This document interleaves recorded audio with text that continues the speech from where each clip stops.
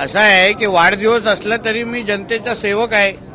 माझ्या मतदारसंघाच्या लोकांनी मला निवडून विधानसभेमध्ये पाठवलेलं आहे आणि राज्याचा एक मंत्री म्हणून मी आज जनतेचा सेवक म्हणून आज ह्या विधिमंडळामध्ये काम करतोय, आज उपस्थित आहे. आणि म्हणून आयुष्यातला प्रत्येक दिवस प्रत्येक क्षण हे महाराष्ट्रासाठी आणि हिंदू समाजासाठी माझं योगदान असलं पाहिजे या ईर्षेने आज मी आणि या जिद्दीने आज पण अधिवेशनामध्ये उपस्थित आहे. राज्याध्यक्ष विषय ट्रिपल तलाकबद्दल आज चर्चा झाली, काय नेमकी भूमिका आहे? असं आहे की मुळामध्ये जो विचारलेली जी लक्षवेधी होती, जे आमच्या फरांदेताई आमदारांनी विचारलेली, मुस्लिम महिलांवर झालेला अत्याचार आणि त्या संबंधित झालेला GR आणि त्याला संबंधित आमचे मंत्री योगेश कदमजी अतिशय समर्पक असं उत्तर देत असताना या आम्ही जे वारंवार गजवाय हिंद चा मी उल्लेख करतो आम्ही की जिथे या हिंदू राष्ट्राला इस्लाम राष्ट्र बनवण्याचे जे मनसुबे आहेत त्याचे काही चित्र आज विधिमंडळामध्ये बघायला मिळालं. म्हणजे एका बाजूला जो काही त्या मुस्लिम महिलांना फोनवर बोलून तलाक तलाक तलाक सांगून त्यांचं आयुष्य संपवलं गेलं, त्यांच्यावर अत्याचार झाला, त्यांना न्याय देणं बाजूलाच राहिलं.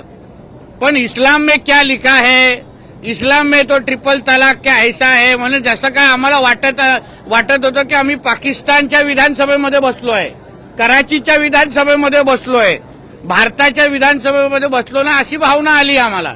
म्हणून आम्ही सगळ्या जणांनी आक्षेप घेतला आणि मुळामध्ये जे जे प्रश्न विचारत होते, ज्यांनी फरांदेताईंच्या लक्षवेधीवर आक्षेप घेतला, जे आम्हाला इस्लामचे धडे आमच्या हिंदू राष्ट्रामध्ये शिकवत होते, त्यांनी कधीतरी आम्हाला उत्तर द्यावं की त्यांना संविधान महत्वाचं आहे की इस्लाम महत्वाचं आहे की कुराण महत्वाचं आहे. हे कधीतरी त्यांनी माझ्याबरोबर अशा खुल्या व्यासपीठावर उत्तर दिलं पाहिजे. आणि ज्या समान नागरिक कायद्याचा विरोध हे लोक उल्लेख करतात ते संविधानामध्ये त्याचा उल्लेख आहे. ह्यांची तुम्ही घरं तोडायला जा, लँड जिहादच्या नावाने बुलडोजर चढवायला जा, तर लगेच संविधान समोर दाखवतात. आणि धर्माचा विषय आला तेव्हा याला संविधान आठवत नाही, बरोबर इस्लाम आणि कुराण आठवतं. म्हणून या सगळ्या गोष्टीवर आक्षेप आम्ही सगळ्या जणांनी घेतला. आणि म्हणून हे सगळे जी काय बडबड, कोणाला पाकिस्तानची बाजू घ्यायची असेल आणि इस्लामचे धडे दाखवायचे असतील ना, तर मदरशांनी मस्जिदमध्ये जाऊन शिकवा. विधानसभेमध्ये येऊन या सगळ्याची बाबतीची लेक्चर आम्हाला द्यायचे नाही, ही आमची सगळ्यांची भूमिका आहे. सरकार मुस्लिम विरोधी धोरणं राबवत आहे आणि त्यांची जी म्हणजे महिला अत्याचार कोणावर झाला, मुस्लिम महिलांवर, तर सरकार मुस्लिम विरोधी कसं झालं? म्हणजे तुम्ही तुमच्या जे जिहाद करणारे तुमच्या समाजामध्ये त्यांना सांगा ना, महिलांवर अत्याचार करू नका, ट्रिपल तलाक देऊ नका, हे सगळं सांगा तुम्ही. म्हणून अबू आझमीला खरंच म्हटलं तर खरंच वेळेत पाकिस्तान पाठवण्याची वेळ आलेली आहे, खुर्ची सकट. नाहीतर त्याला काय आता इथे जास्त इथे ठेवून इथे तो घाण करल्याशिवाय दुसरं काय करणार नाही. महायुतीतीलच मित्रपक्ष असलेल्या सना मलिक यांनी असं म्हटलंय की जे महाराष्ट्रात महिला गायब होत आहेत त्या फक्त मुस्लिम धर्माच्या नाहीत, सगळ्याच धर्माच्या आहेत. मग फक्त एक धर्म म्हणून टार्गेट केलं जात आहे. असं आहे की जेव्हा धर्माचा जेव्हा विषय येतो ना, तेव्हा राजकारण, पक्षाचा झेंडा, आम्ही कुठल्या पक्षाचे कार्यकर्ते आहोत, कुठल्या महायुतीमध्ये, हे कुठलंच कोण मोजणार नाही. आमच्यासाठी आमच्या धर्माची अस्मिता महत्वाची. धर्मावर कोणी अगर आघात केला, कोणी अंगावर आलं, तर आम्ही बीजेपी, काँग्रेस, शिवसेनाचे कार्यकर्ते नंतर पहिलं हिंदू म्हणून त्या लोकांना चोख उत्तर देणे ही आमची जबाबदारी आहे. आणि म्हणून कोणी अगर इथे येऊन आमच्या हिंदू धर्माची बदनामी करत असेल तर त्यांनी राजीनामे देऊन डायरेक्ट पाकिस्तानात निघून जावं.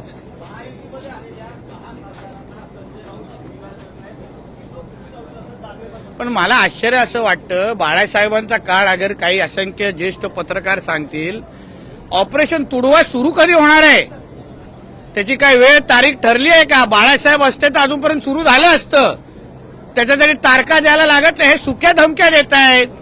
भोकनेवाले कुत्ते काटते नाही, त्याच्यातला संजय राजाराम राऊत आणि उद्धव ठाकरे आहे. हे चावत नाहीत. आदित्य ठाकरेचा आणि चावण्याचा काही संबंध नाही.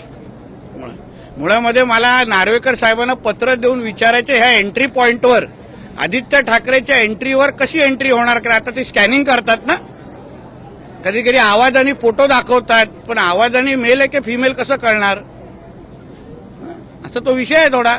आणि म्हणून त्यांनी या संजय राजाराम राऊतनी ऑपरेशन तुडवा जरा लवकर चालू करावं. आम्ही थांबलोय. जुने शिवसैनिक असते ना तर आतापर्यंत चालू करून मोकळे झाले असते. हे उगाचचे सुख्या धमक्या देणारे.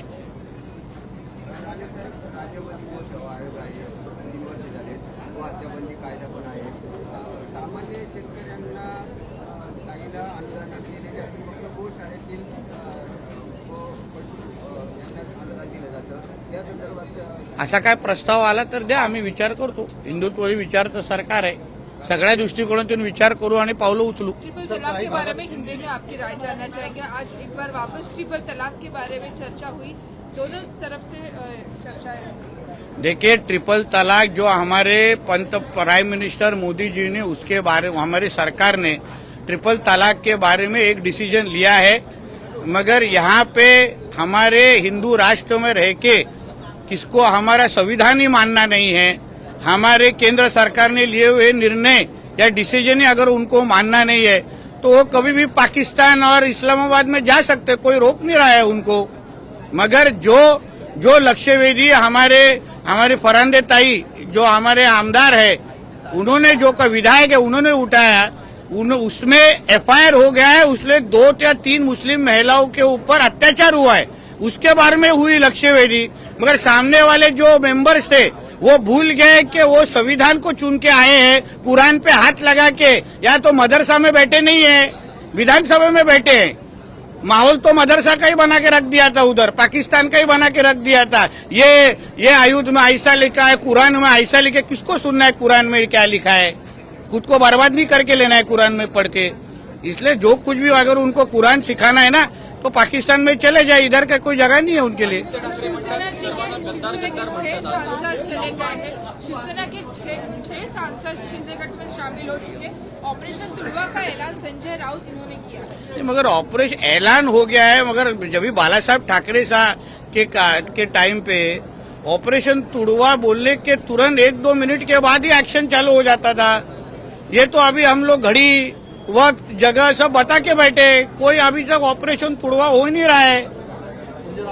तो इसलिए जो हिंदी में कोई बोलते हैं ना, भौंकने वाले कुत्ते काटते नहीं है, उसमें सब ये उबाटा वाले बच गए उसके अंदर. संजय राउत करें मेरी सरकार आएगी तो मैं लोगों को जेल में डालूंगा. वो अभी क्या है, कुछ महीनों पहले आप ही ने बताया था ना भांडुप में गांजा की खेती है, उसका असर है. वो आप ही ने न्यूज चला है ना, भांडुप में गांजा का कुछ तो मिला है खेती, ऐसा वो अभी इफेक्ट दिख रहा है संजय राजाराम राउत पे. भांडुप का देवानंद है हमारा वो, ऐसा मत बोलो. ओ थँक्यू मॅडम.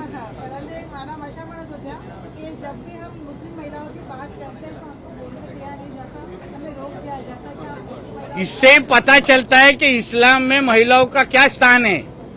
जब भी हम महिलाओं के हित में बात कर रहे हैं, फिर वो हिंदू हो, मुसलमान हो, क्रिश्चियन हो, कोई भी, अगर उनकी हित की बात हो रही होगी तो हमें सभी को उसके साथ में आके उसके लिए करना चाहिए. मगर तो भी कुरान को सामने रख के उन महिलाओं के ऊपर किया हुए अत्याचार को जस्टिफाई किया जा रहा था. यही क्या कुरान में लिखा है क्या? इसी को इस्लाम कहते हैं क्या? इसका जवाब वो लोग ने देना चाहिए.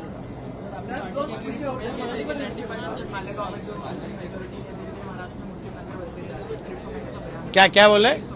हाँ, तो वही कम करने के लिए तो हम लोग सत्ता में है ना, वही करने के लिए तो हमारी हिंदुत्व की सोच की सरकार है. अभी 2025 में 26 में अगर 95 पे बोल रहे हैं ना, तो 2029 तक इसको, हाँ तो 95 तो साफ कर देंगे ना 29 तक. कीड़े मकोड़े वो साफ हो जाएगा. शिवाजीनगर भोंडली मानपुर जहाँ अबू आजमी आमदार है, ड्रग्स बड़ी तेजी से फैल रहा है, इसको कैसे सरकार कार्रवाई करेगी? क्योंकि ये लोग ही उनको एजेंट को पालने वाले ही ये अबू आदमी वाले लोग सब लोग है ना. वहाँ का स्थानिक विधायक ही अगर उसको बंद नहीं करवा सकता है तो उसका जिम्मेदार अबू आदमी जैसे विधायक ही है. मैं मेरे कॉन्स्टिट्यूंसी में अगर ऐसा कुछ गलत हरकतें होती रहेंगी तो जिम्मेदारी मेरी भी होती है उसको बंद करने के लिए. तो फिर अबू आदमी जी को मालूम नहीं उनके उधर ड्रग्स भी सप्लाई कौन करता है. थोड़ा मदरसा में चले जाएंगे तो मिल जाएंगे उधर. राणेसाहेब बीड मधला एक प्रश्न आहे. एक तरुण भांडण सोडवण्यासाठी गेला होता, मात्र त्याची हत्या करण्यात आली.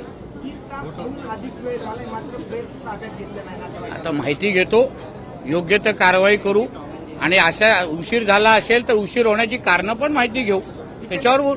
ठाण्याचे खासदार बजरंग सोनवणे यांच्या मुलाचं देखील त्या प्रकरणामध्ये नाव घेतलं. आता तुम्ही बोलताय, माझ्याकडे माहिती आल्यानंतर त्याच्यावर आपण अधिकृत बोलू शकतो. अध्यक्षांवरती विरोधकांनी प्रश्न उपस्थित केला आहे की कार्यालय खरं तर शिवसेना उद्धव बाळासाहेब ठाकरे पक्षाला मिळत नाही. त्यांचे 2 आमदार आहेत, त्यांना कार्यालय मिळतं, मात्र एवढा मोठा विरोधी पक्षनेता असताना त्यांना संसद कार्यालय जे काही दिलं जात नाही. कोणाकडे विरोधी पक्ष नेता आहे? विरोधी पक्षामध्ये एवढा मोठा पक्ष असतो कुठला मोठा पक्ष आहे? शिवसेना उद्धव बाळासाहेब ठाकरे. अरे तो बचत गट आहे, पक्ष कुठे आहे तो? तू उभाटाला काय पक्ष समजतो? आणि त्याच्यापेक्षा बचत गटाचे मेंबर असतात. कुठलं तर पक्षपेक्षा आता मोठी गोष्ट झाली रे. उलट आमचे कोकणातले मुंबई मंडळामध्ये जास्त सदस्य आहेत. विचार आमच्या वायंगणकरांना. या विधान भवनाच्या पायऱ्यावरती बसून जेवण करू.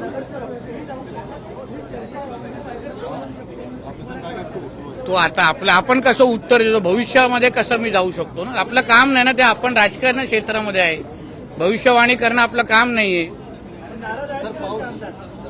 तू त्याला जाऊन विचार ना, मला काय विचारतो? त्यांच्या सकाळची चहा द्यायला मी नाही जात. आदित्य ठाकरे सर्वांना गद्दार गद्दार म्हणतायत, यावर आपण काय भाष्य कराल? कोण? आदित्य ठाकरे आता हो, सर्वांना गद्दार म्हणायला लागले. बरोबर आहे. त्यांचा आवाज काढू का आता? गद्दाराचा अर्थच निघून जाईल. तर म्हणून बोलतो एंट्रीवर प्रॉब्लेम आहे. मला ते वॉचमॅन बोलत होते, सर इसका एंट्री एक्झिट में प्रॉब्लम हो रहा है, लेडीज फीमेल मेल फीमेल समझ नहीं रहा है.